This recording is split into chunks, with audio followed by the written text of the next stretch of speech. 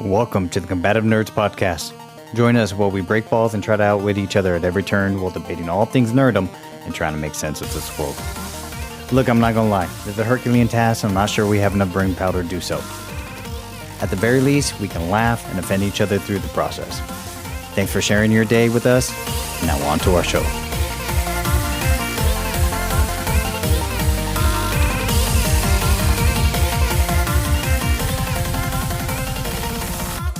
Hey, what's going on, everybody?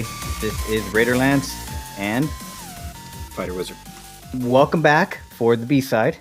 This time we're going to do a little bit of a nerd topic. We are going to go into our favorite gaming sequel. But before that, Fighter2Wizard, I never told you this, but there was this one instance when I think it was a Diedrich's or was it a coffee bean? And I have my hand ready to give you the middle finger. I know you can't see that, audience, but it's there. But you can feel it. Yeah, it's right there. And so we went into this coffee shop. And now, to my own recollection, I did pretty well with the ladies. And so we walk up to the coffee bar. And she was, kind of cute. I think we were both married by then or engaged. And so... My marriage was not legal by that point, but yes. Oh, Jesus Christ. That's right. What was it? No, it wasn't partnership. What did they call it? He was my fiance for like 6 years until we could get married. Didn't California have a specific legal constructed... Only in 2008. Okay. So we go to this coffee bar. She has a big old smile. And I was like, yeah, I still got it. I'm training. I was in fight weight back then. And she immediately turns and looks at you and starts talking to you and act like I'm not there. And I was like, this son of a bitch. And so I want everybody to know here that Fighter2Wizard has gotten more action from women than I probably will ever in my lifetime. But the main reason and justification for that is because he used to volunteer as an attack dummy in women's self-defense courses. I can't flip you off for that. That was a good one, huh? Like, you didn't even shit on my jiu-jitsu game. You hit me where it hurts the most, which is truth. Okay, well, a couple things. I didn't hit you the most. Those women hit you in your groin the most, probably ever, with all their cut shots on you. So no. Oh, okay, go ahead. Hold on. And then the second part is, while volunteering as the attack dummy, you also took a beating like you typically do when you roll. So there's a lot of similarities here. There it is. Okay, there you go. Yeah, thank you. I wouldn't want your insult to be bereft of my jiu-jitsu.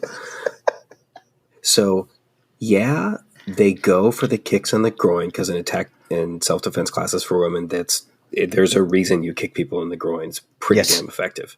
Absolutely. In Krav, huge fan. Every other, yeah.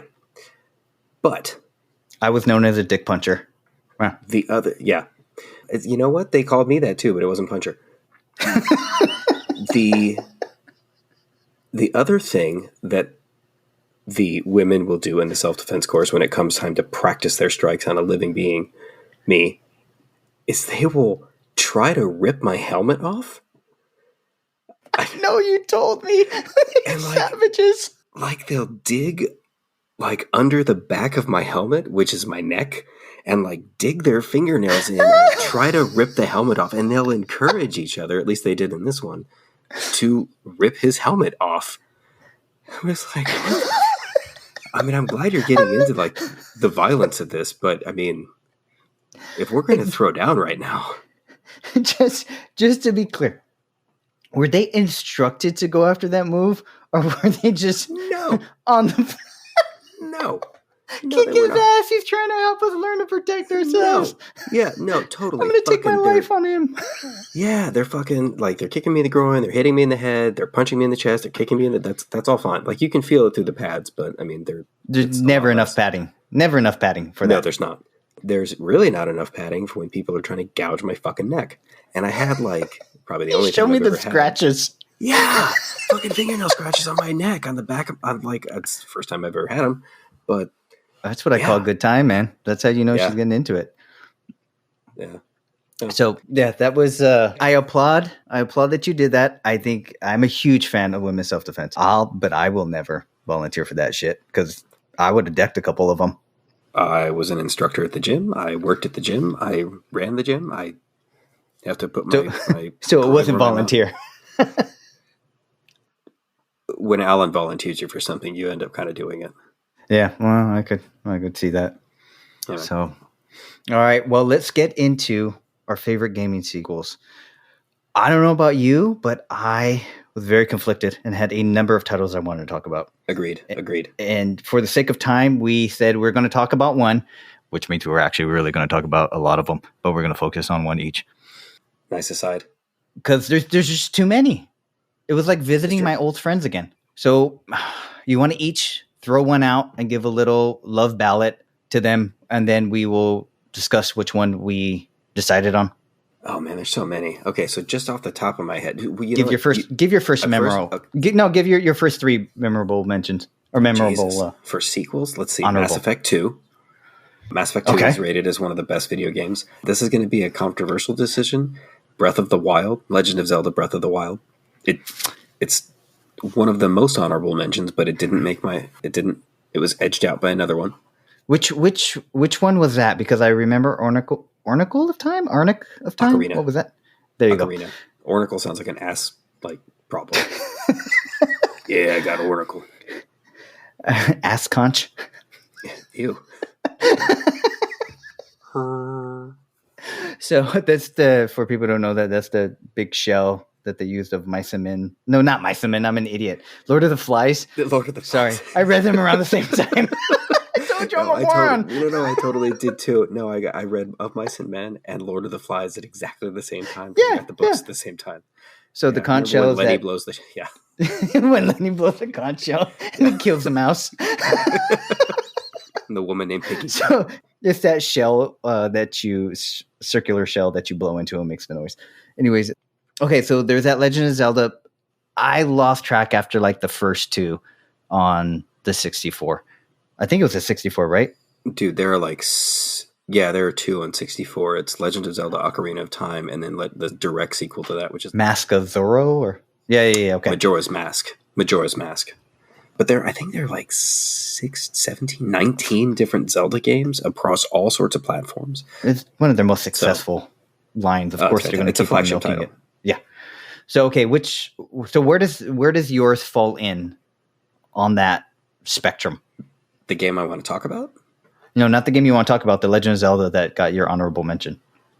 Oh, Breath of the Wild? Oh, man, it's easily top 5. So, I mean, it's Mass Effect 2. No. I mean, in the Zelda timeline, you said there's 17. How many? Yeah, where is it buried? In the timeline? Okay, so Nintendo did this thing. They published the Hyrule Historia or something like that. I got it over there. It's a great book. I go through it with my daughter, and we draw the monsters that we find. Sure. It's awesome. Nice.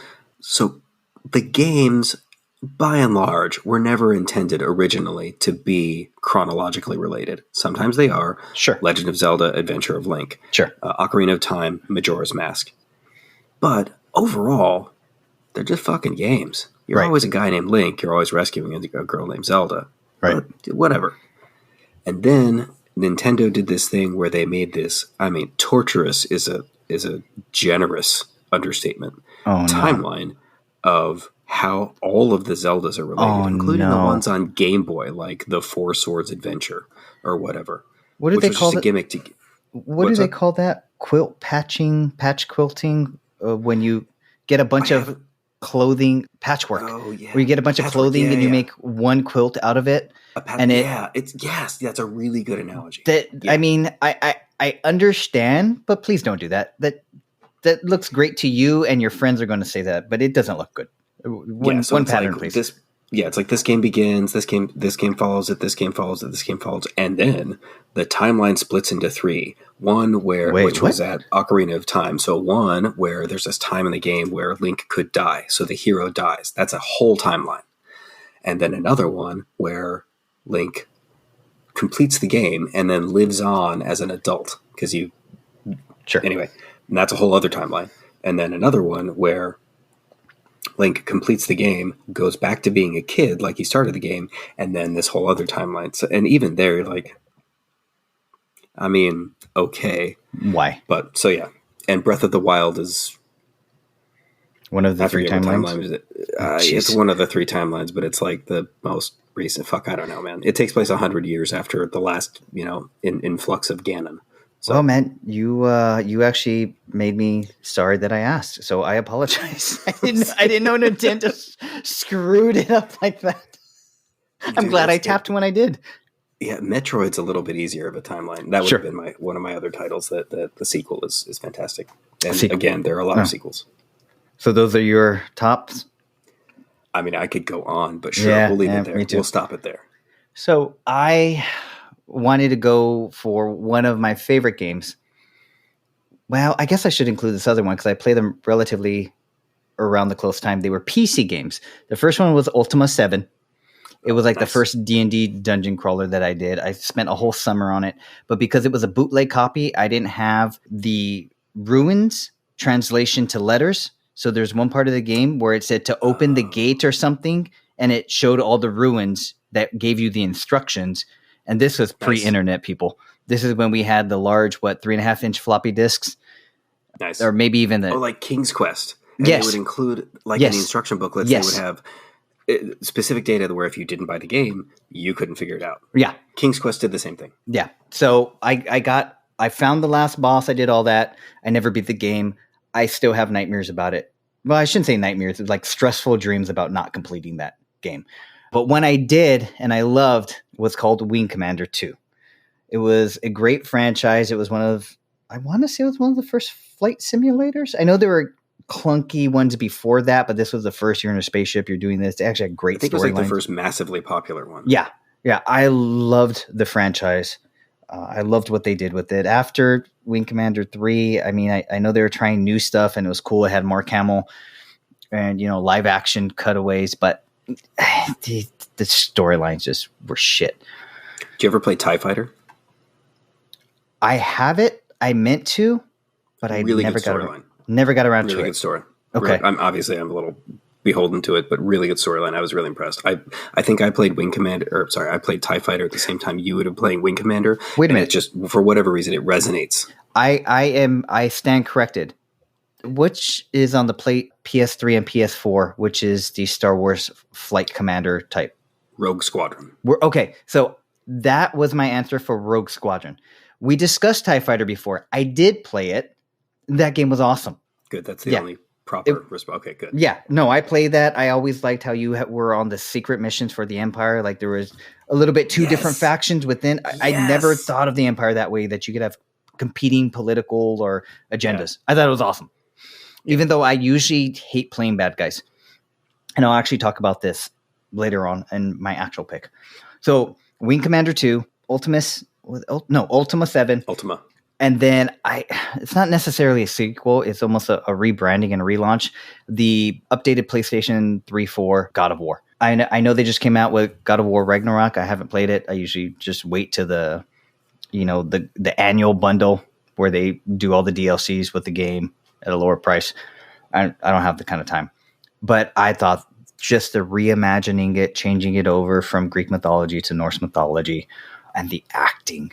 There's just solid storyline. The gameplay, I mean, it was cool, but it's very limited, very truncated. There wasn't, there's only I'm going to say maybe 10 to 12 different enemies. And it was pretty action packed, but it got a little boring for me, but all the puzzles and the storyline, it was awesome. So you say which was your final decision, and then I'll say what my final decision was. So tough amongst many, many contenders and honorable mentions.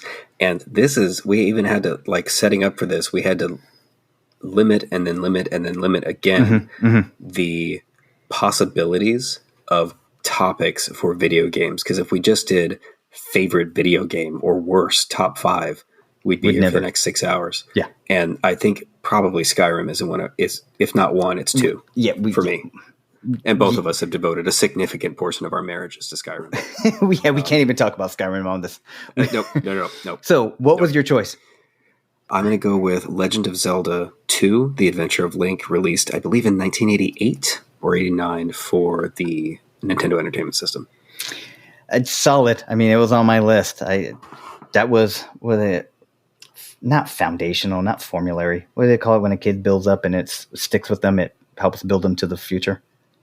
I would say foundational. Foundational? I thought there was another word with an F. There probably is. Fuck it. Formative? Formative? Yes. Thank you. Formative. Probably not fuck it. Well, where I was raised. No, anyways. So, see, fuckhole. So yes, I mean, I always call it Legend of Zelda 2. I know that's not proper. I know it's more Link to a Past, but we all know what we're talking about. Not Link to the Past. Oh, I always do that. Adventure of Link. No, I always do that. It's so common. Yeah. No, I always do that. But I went the other route, and not because it's a better game, but because it is closer and dearer to my heart. And I went for The Fall of Cybertron, which was released. It was developed by High Moon Studios, and it was published by Activision in 2012. And the reason is, I don't think I've divulged this before, but I am a pretty big Transformers fan. Now, I'm not reading the comics. I had contemplated getting the tattoo. 2 of my kids... Oh, no, I was going to say, you named your children. Yeah, 2 of my kids are named after Transformers because I threatened to end my marriage with my wife if she would not concede to that point. I still have all my G1s. My Omega Supreme still runs on his tracks. Still operational. It sounds like crap.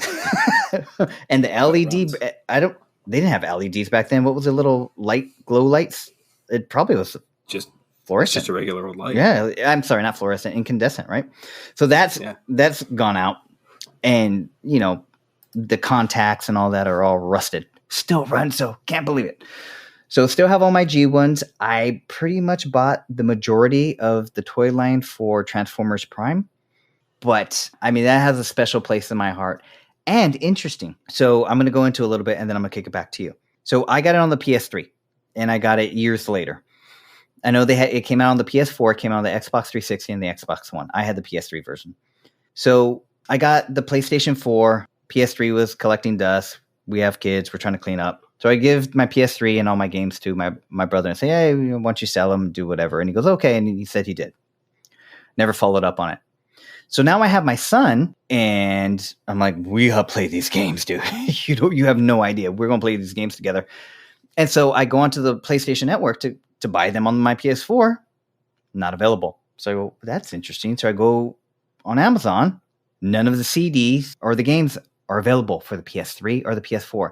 They used to be available for the PS3, but hundreds of dollars.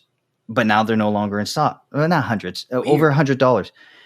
Weird. So I was like, what the hell happened? Well, I did some research on it, and because it was a licensed game, I guess it was technically a license to Activision, even though High Moon developed it and wrote the storyline.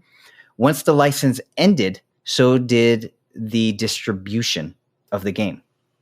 So you can't find it anywhere. You can only find the old copies. They no longer make or publish this game. So I basically was like, I had this, it was part of my son's birthright, and I got rid of it. Went to my mom's last week, and I was asking about the NES and all our games. I want to see which ones we had because we kept them all.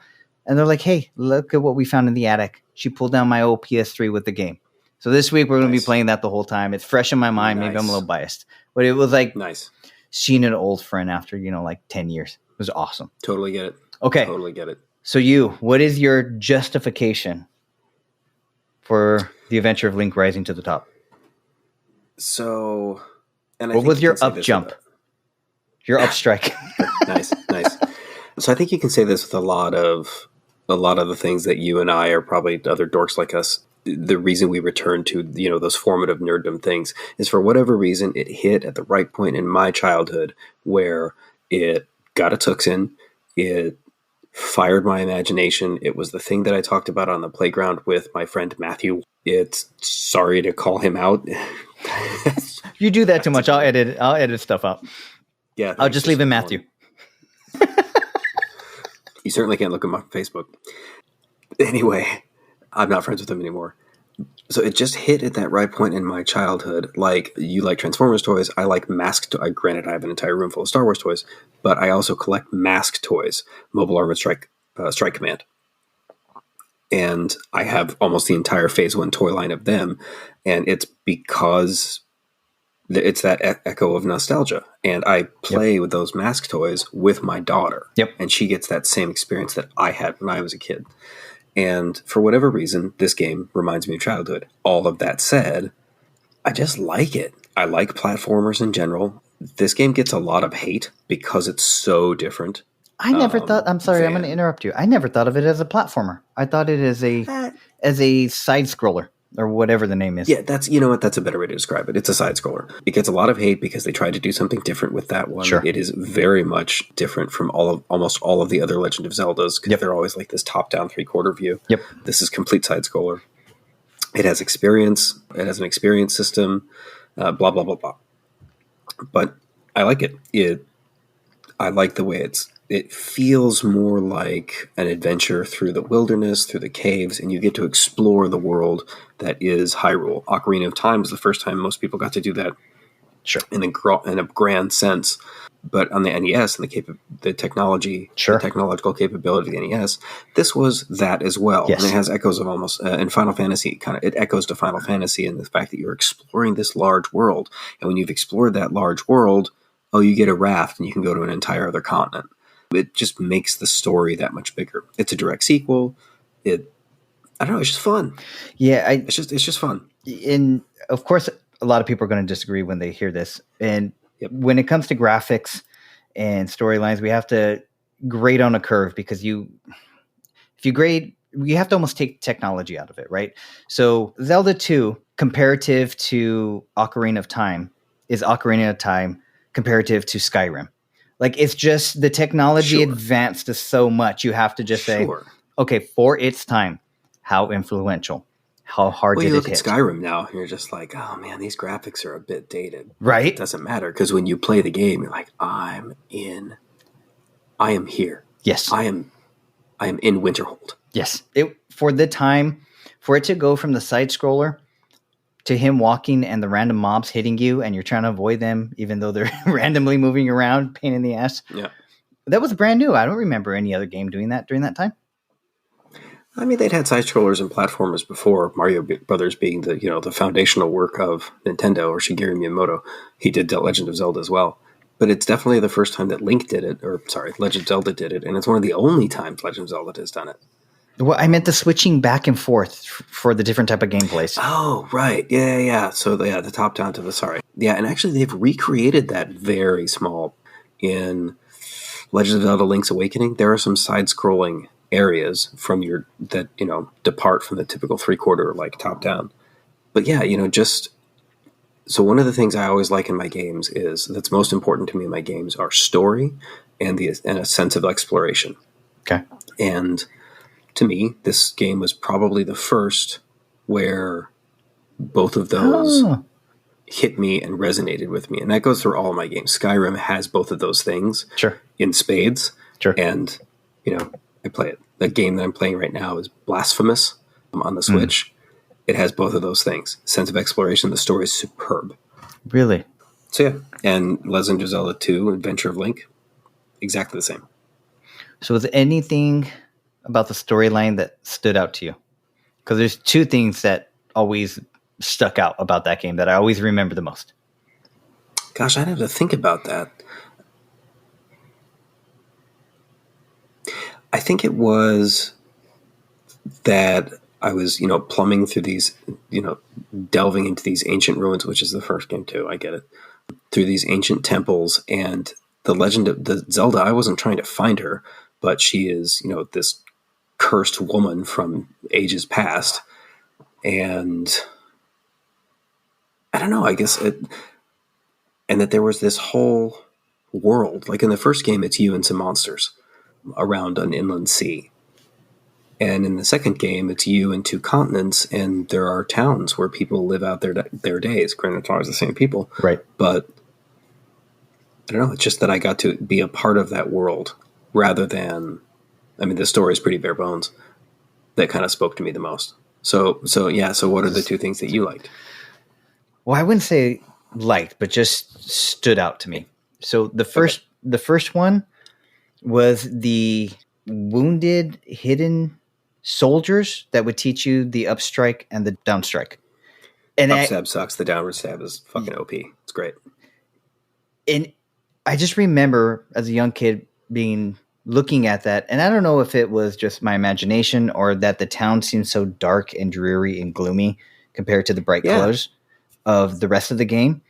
But I just always remember being like, these guys are so sad. They're living in basements that you got to access through chimneys, and they're going to teach you a skill because they're defeated. They're basically the Obi-Wan Kenobi of Hyrule. I don't think I ever went that dark with it. I just got excited. I watch people speedrun that game now, and I picked it up because I have a Nintendo.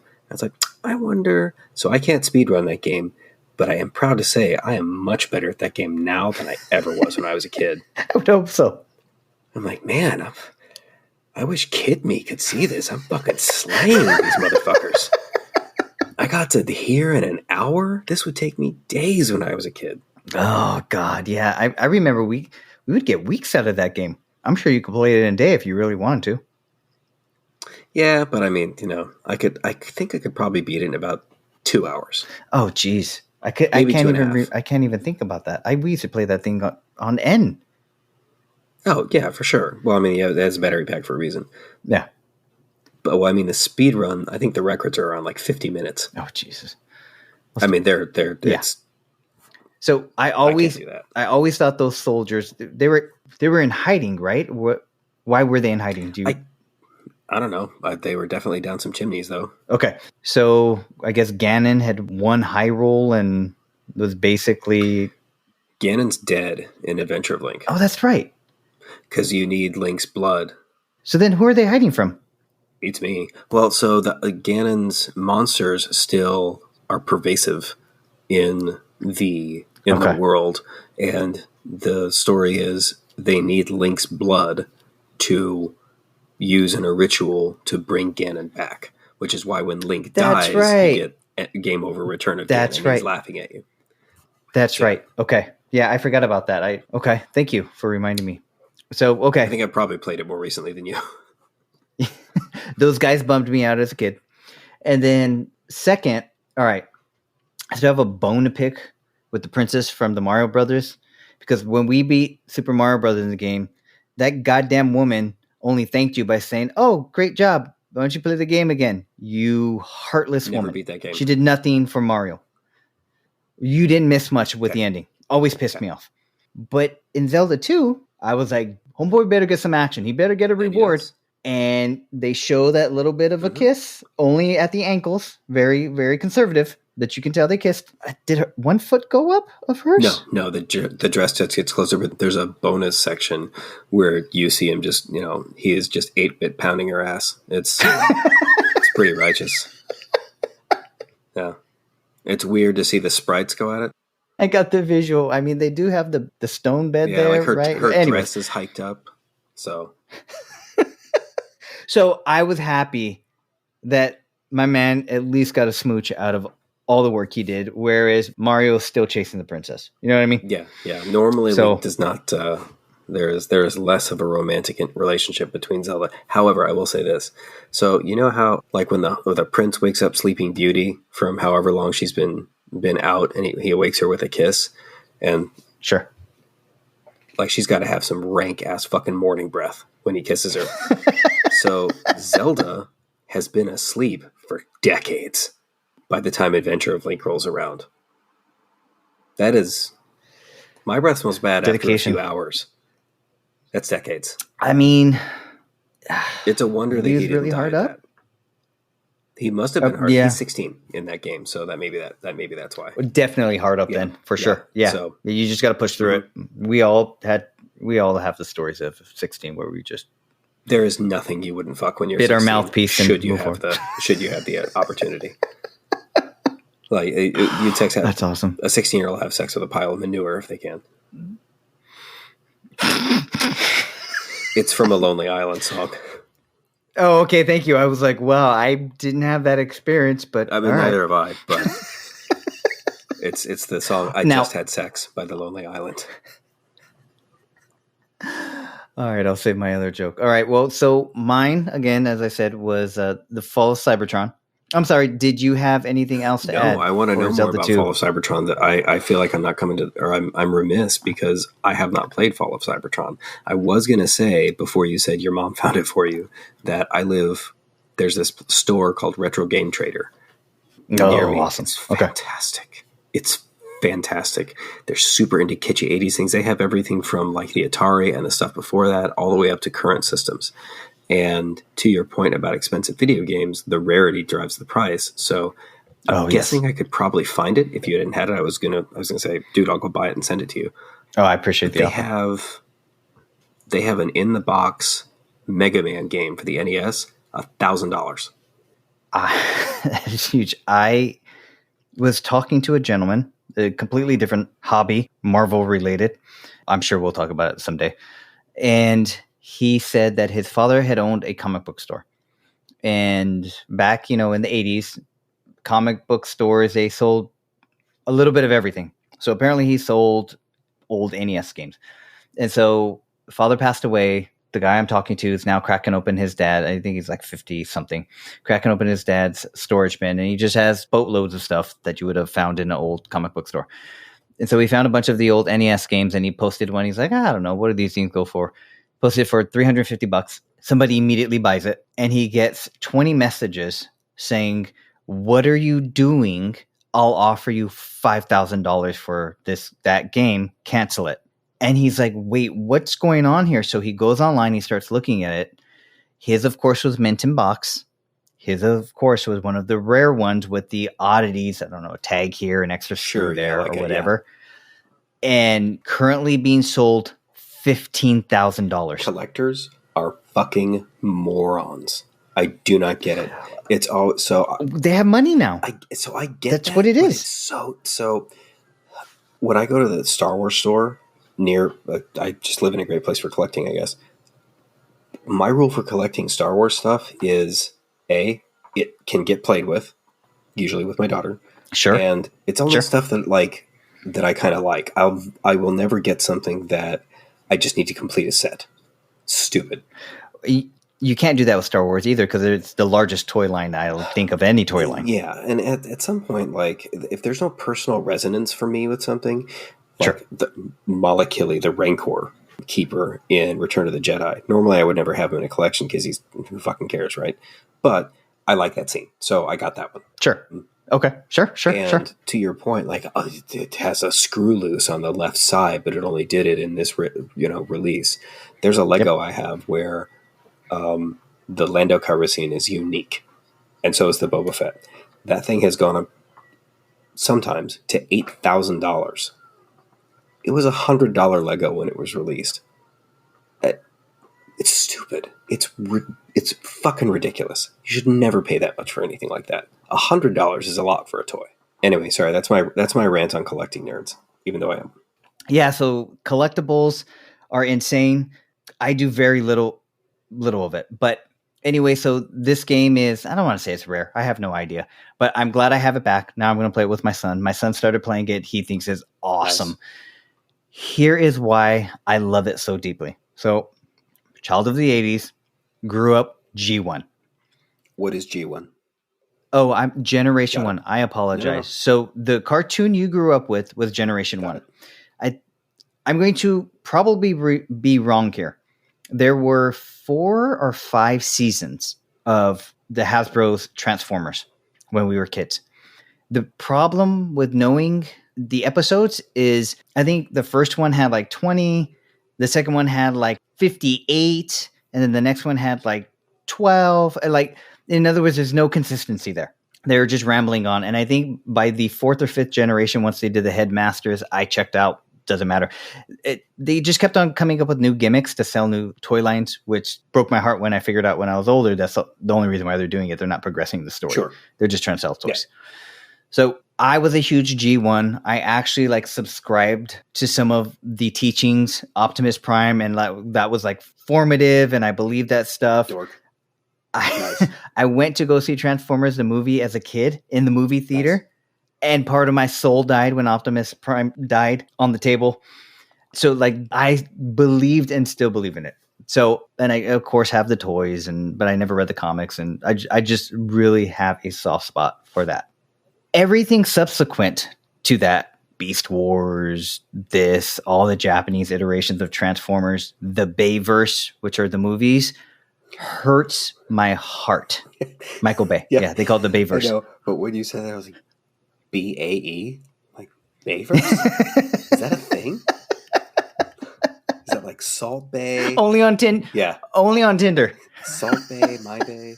Anyway, sorry. Yes, the Bayverse. So all of that hurts my heart. Just seeing my childhood ripped apart, shit on, and then subsequently abused still. So I think it was like 2010, Hasbro had, I'm just going to call it a revitalization. They created a CG cartoon updated called Transformers Prime. I didn't see it at the time. Right after, and I'm getting my timelines wrong. It's roughly in that era.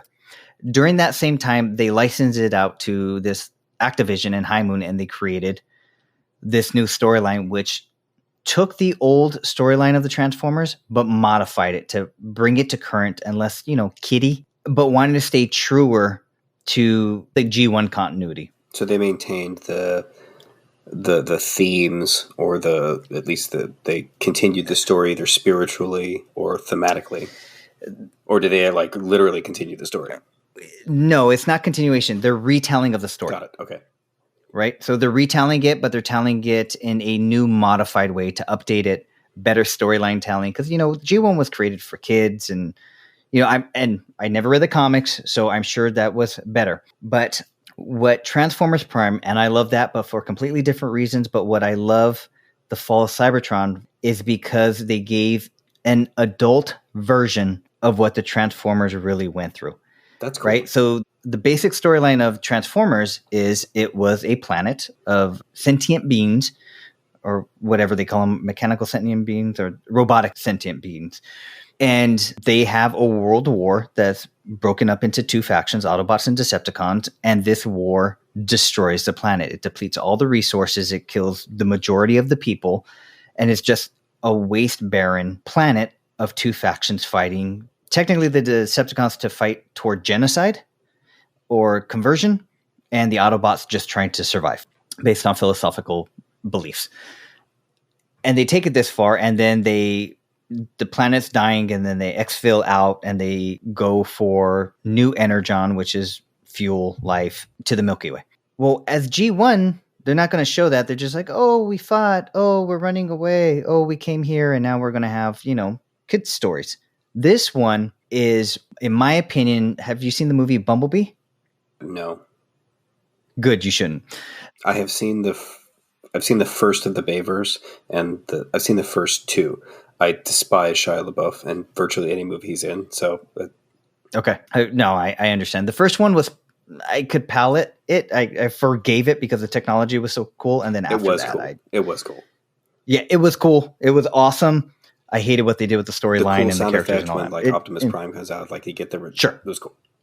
Sure, the voice, the reflections, the animation, awesome. Mm-hmm. And the explosions and the action was great. And they were great in the other movies too. But still, they bastardize what Transformers are, in my opinion. So in Bumblebee, why it was popular with all the G1 fans, the old nerds, is because it, in my opinion, took what the Fall of Cybertron and its predecessor, the War for Cybertron, the type of action and grit and watching Transformers get offed. Okay. And they used that for about, I think it was like 5 or 10 minutes in the intro scene or something like that. And wildly popular, even though the rest of the movie was Well, this video game is 4 to 5 hours of that. That's cool. Just so dark, so gritty, and it retold certain storylines or gave alternate versions of how it happened. So have you ever heard of the Dinobots? Yeah, so that when you were talking about the Transformers that you liked, when I never collected Transformers, I just missed the mark, and they didn't hit me because some of the other toy lines did. But sure, they're all competing by then. Yeah, for sure. The only Transformer toys I had were Dinobots. Sure, they're awesome. The typical kids like dinosaurs, and you have that. Well, the G1 storyline was pretty ridiculous, and the way they behaved was almost comic relief. Even though they're supposed to be these monstrous, overpowered creatures that was created by Wojak. Who's Wojak? They were... Wojak was like their mad scientist. The Autobots' mad scientist. Okay. I shouldn't say mad scientist. That infers negative connotation, but he was like their science guy who built all the crazy stuff and fixed everything. So he decided to build them. He made them overpowered all of a sudden, but he couldn't. Even as a kid, you're like, if you could do all that, why wouldn't you update your stuff? You know, like even as a kid, you're like, well, this cool. They're awesome. They're funny. And he has some of the the best one-liners in the show, but it felt clunky. So in this one, it expanded the relationship between Grimlock and Optimus Prime, and it gave him a better Grimlock and the rest of the Dinobots a better backstory. So in G1, there was a conflict that Grimlock felt he was superior in strength and size and fighting capability, so he should be the leader, not Optimus Prime. And they just played with it a little bit. Well, in this one, it was, Grimlock and the Decepticons the Dinobots who were not technically Dinobots yet. They were in an elite force, and they went on a special mission to go investigate. And during that time, I think it was like on some type of bridge, Shockwave captured them and started experimenting on them. And he is the Decepticons' mad scientist. Got it. They don't say it, but like the German scientists, Sure. during World War II, that type of vibe. Mm-hmm. Mad scientist Shockwave experimented on this elite force group.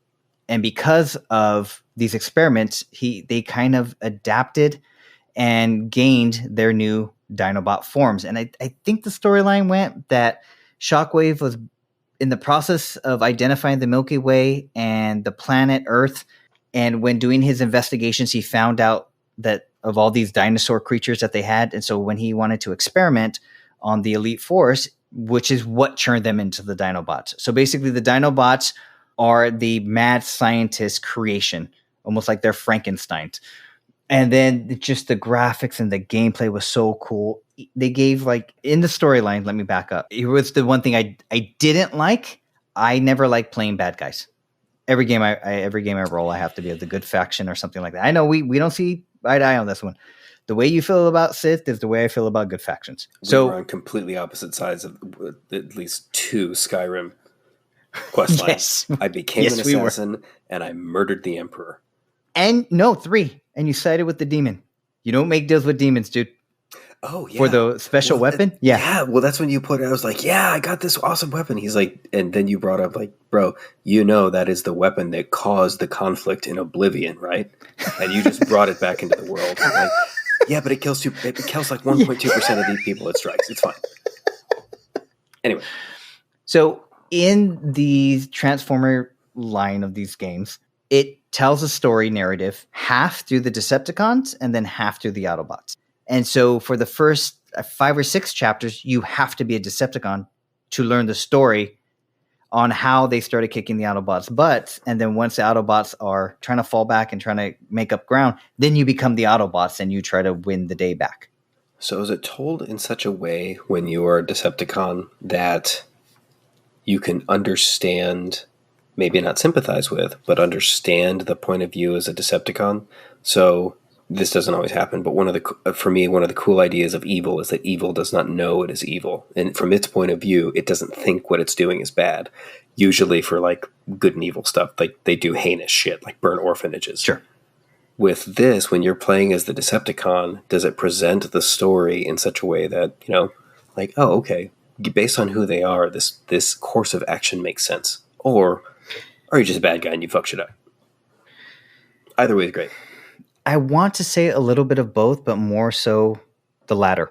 Okay. So you get to pick one of 3 characters, and you're part of a squad. So if you pick Megatron, I think Brawl or Breakdown will join you and do part of the action. So everybody has their commentary, right? Their set commentary, and you're in a squad. Throughout the game, Decepticons, the leaders, are like, boss, are you sure that's a good idea? Boss, do we really need to take it this far? Boss, you're insane. Why are you ramming this spaceship into this satellite station? Okay. Right? But they're not saying that they disagree with him. They're not saying like, oh my God, look at the dev. There may have been one or two instances. I haven't played this game in years, but there may be one or two instances like, oh my God, look at the results. We've destroyed the planet. Okay. But Megatron is so hell-bent on revenge and being a tyrant. I would almost say a psychopath, but he doesn't have that level of apathy. He just is driven and wants revenge, and he was a gladiator. So everything's so it's like just combat. Sith in a sense, like the Emperor. He's just evil. There's no redeeming thing. He's doing these things because he wants to do them and he enjoys it. In a sense, that is my take. I'm sure other people would disagree, and that's why I had a big issue with the ending of Transformers Prime. Is they kind of try to flip that all of a sudden. I'm like, no, this guy was a dick the whole time. You can't. Oh, interesting. They try to like redeem him at least a little bit. Not redeemed. Basically, he recognizes the path that he was on was incorrect because now he had to suffer a similar path. Now, fuck him.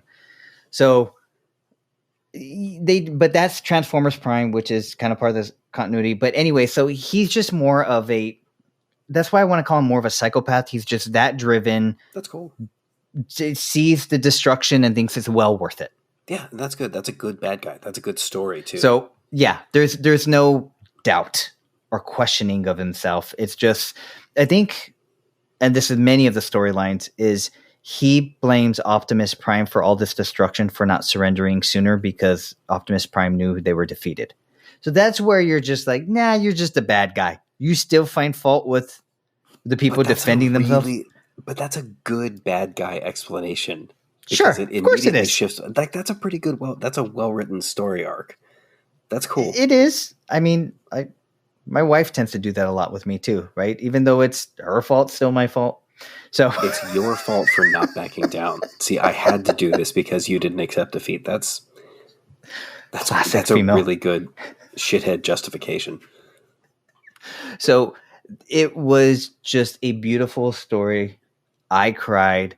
They had just poetic death, sacrifice, juiced up action and combat, and it made me fall in love with the franchise again.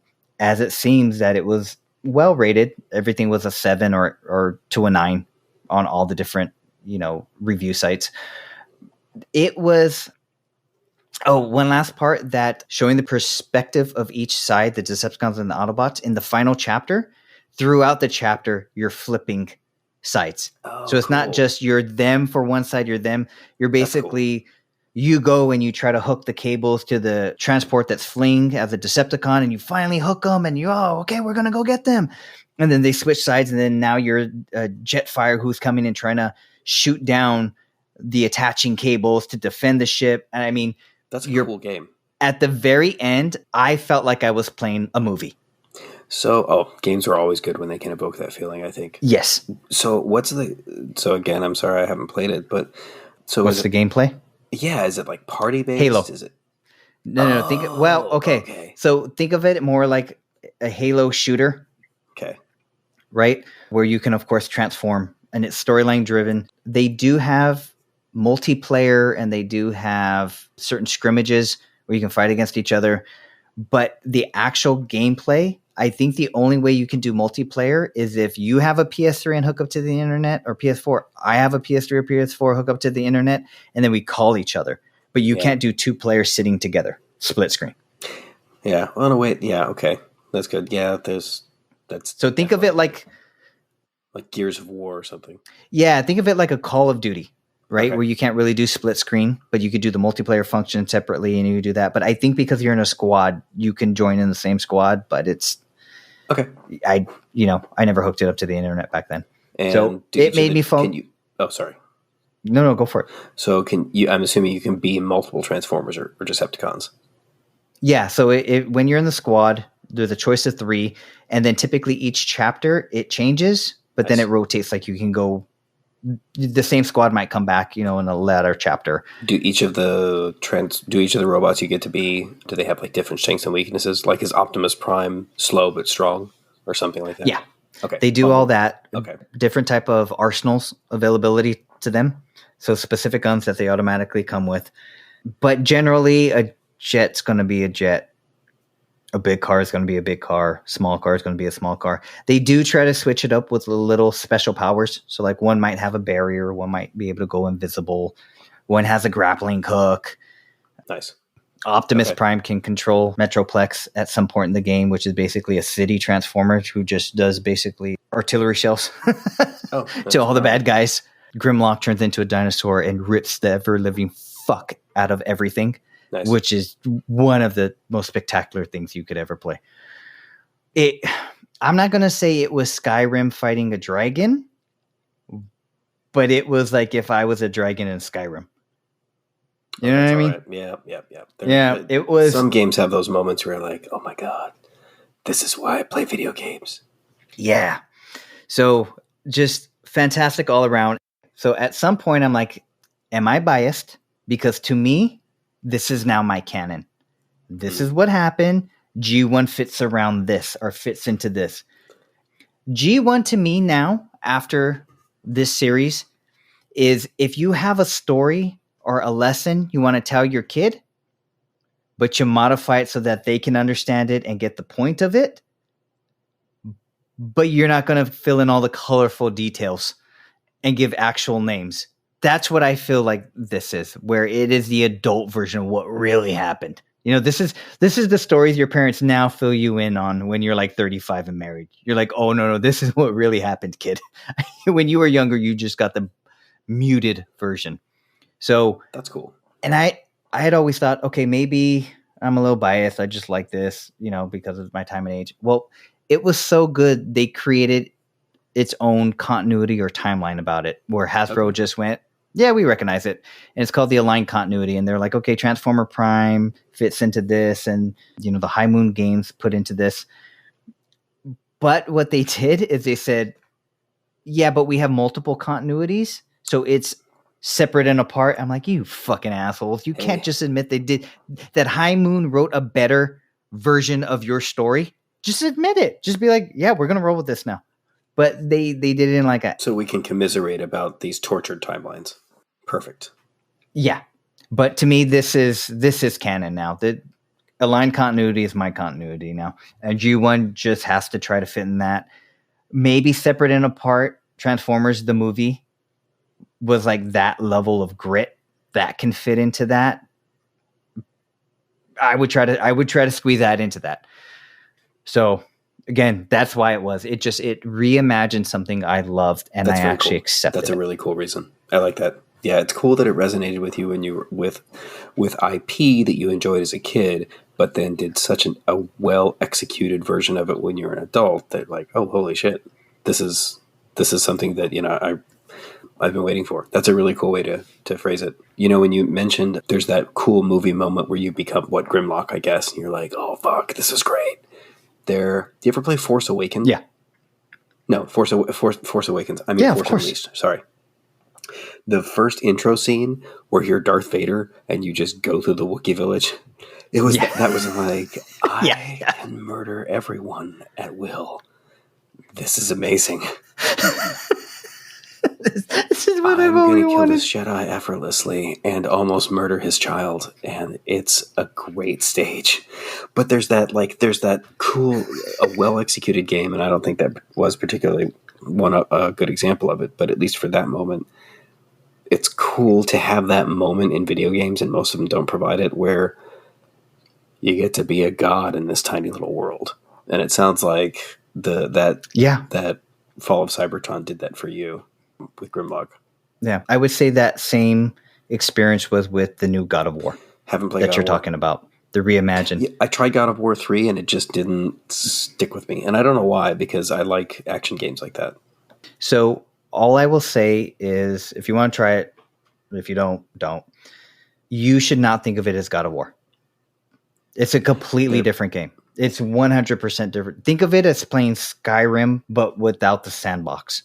More with one storyline. Well, excuse me, because I need to go play a game. Yeah, you will watch it, and now that you're a father, it will hit you different. There's going to be some dust in the room. Okay. If I could recommend a game to you, then I would recommend Blasphemous. I mean, it's a little bit older. It came out in 2019. You told me that a long time ago. Yeah. The atmosphere and storytelling are superb. So you're talking about the one on the Switch, right? You know, Dishonored was the one that you told me to play. Dishonored once. I kind of liked. Was it Dishonored? I played a little bit of Dishonored. It got me because it was Bethesda. I'm like, we went through the Bethesda phase where I'm like, anything you make is wonderful. Sure. But it never really got me. Sure. The powers were cool, but this is just a 16-bit based platformer. It's not really 16-bit, but it's in that style. Okay. It's just so good. It's dark. It's macabre. It's gritty. Not gritty. It's gruesome. It's very well done. It takes place in like the 1400s in an Inquisition style. Oh, wow. What platforms? Switch is the only one I know of, and I'm sure you can get it on other ones. It's an indie game.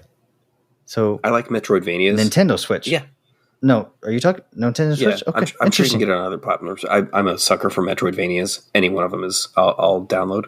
This one is just got it. Excellent. Sorry to derail it. That sounds like a really cool game. I feel like I'm missing out by not playing it, which I'm sure you'll agree with. Well, of course. So I don't have any particular stake with Transformers. I barely know who they are other than Bumblebee, Optimus Prime, Sure. Megatron, and Starscream. Sure. Will the game, do you think I would find it as much fun to play without the emotional resonance? I don't know because technology has come so far. It's cool when I'm transforming the guys because I like Transformers. But you just might be like, just the gameplay is meh. Okay. Right? For its time, it was on par. It wasn't superb. But it was on par of Halo. But like, if you play Call of Duty, the Call of Duty 10 years ago and the Call of Duty now, you're kind of like raised expectations. So I do feel that the storyline and the connection and the fondness for Transformers carried me through any antiquated graphics and or gameplay. But what I would say is the storyline alone, the way G1 and Transformers the movie hit me as a young kid was the way this storyline hit me as an adult because of the sacrifice, because of you're looking at possible genocide. You're looking at a hero who didn't feel worthy, faking it till he made it. You feel that, he's fighting his mentor / old best friend. And look at how far apart they've come. Well, once pleading and harking back to their friendship, trying to reignite any ember of love and caring that they had, and it's immediately extinguished with no empathy. Nice. So Megatron and Optimus Prime were friends? Yeah, in the G1 storyline, and this follows that. Optimus Prime was a librarian. Megatron was a gladiator called Megatronus. And so he fought and got his freedom, and he had political aspirations. And then, the whole matrix of leadership and council and all that. And they didn't like how arrogant and power thirsty Megatronus was. So they said, I forgot why, but then Optimus Prime, originally Orion Pax, gave a speech, and the council, or whatever they were called, I think the Council of Primes or something like that, were so impressed by him. They said, you have all the qualities of the leader that we want. Now, that's the original storyline, roughly.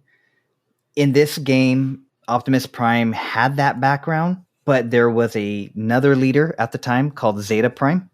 He was the leader of all the Autobots. And Megatron in the War for Cybertron killed Zeta Prime. And so then leadership gets passed to Optimus Prime, and all his friends rally around him, and he has to figure out how it goes. This is just an aside, but Megatron is kind of a fairly derivative name. Optimus Prime, that's just a good name. I think so. That's just cool. I would amazing. Never be able to come up with that's just a good fucking name for a hero. It sounds badass and regal. It's just cool.